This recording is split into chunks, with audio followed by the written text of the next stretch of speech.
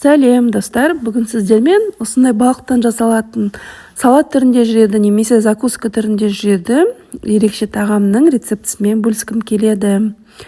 Яғни орысша атауы судак в кляре с овощами деп аталады. Яғни жемістермен өте дәмді шығатын салат түрін бөлісемін. Бізге ол үшін бірінші жемістерімізді маринадтап және духовкада пісіріп аламыз. Ол үшін бізге баклажан, кабачки және болгар бұрышы қажет болады. Ірі етіп тураған әдемі көрінеді және езіліп кетпей жақсы болып пісетін болады. Сол үшін осылай үлкендеу көлемде барлығын турап аламыз.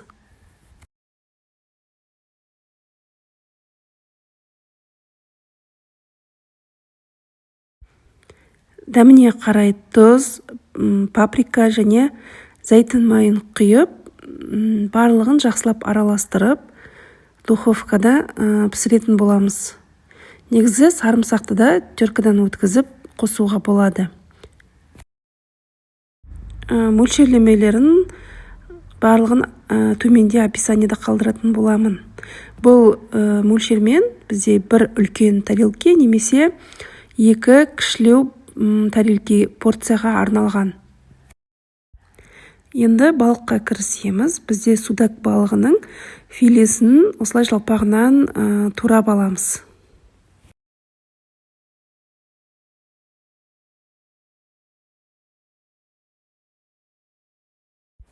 Екі жұмыртқаға аздап су қосамыз және тұз салып, барлығын жақсылап араластырамыз.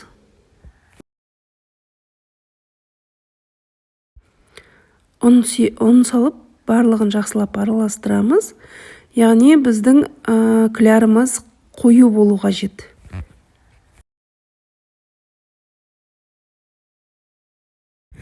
Және де біздің балыққа ерекше дәм беретін бұл жерде кисло-сладкий аройдың осындай соусын қосамыз. 2 ас қасықтай қоссақ жарайды. Тағы да жақсылап араластырып, егер қою болмаса, тағы да ұн қосып, қоюлығы осындай кішкене қоюлау болу қажет. Және балық салғанда қазір кішкене сұйылатын болады біздің массамыз. Сол себепті барынша кішкене клярды қоюлау етіп жасаған дұрыс. Орташа қызып тұрған майда біздің балығымызды пісіріп аламыз. Отты өте қатты ашпаймыз, яғни орташадан төмен болу қажет, сонда балықтың іші барлығы пісіп шығады. Жалпы судак өзі сондай тез пісетін балықтардың бірі.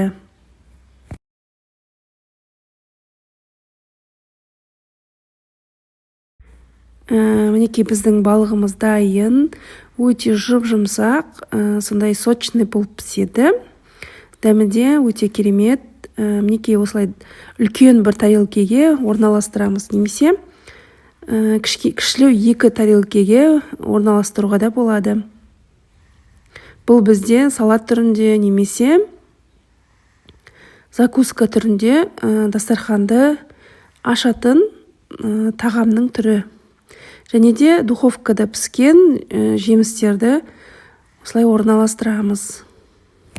Мінекей біздің тағамымыз дайын болды. Енді бетін қалауыңызша қызанақпен немесе петрушкамен, лимонмен әдемілеуге болады. Сіздер жасап көріңіз, өте дәмді шығады. Ас болсын.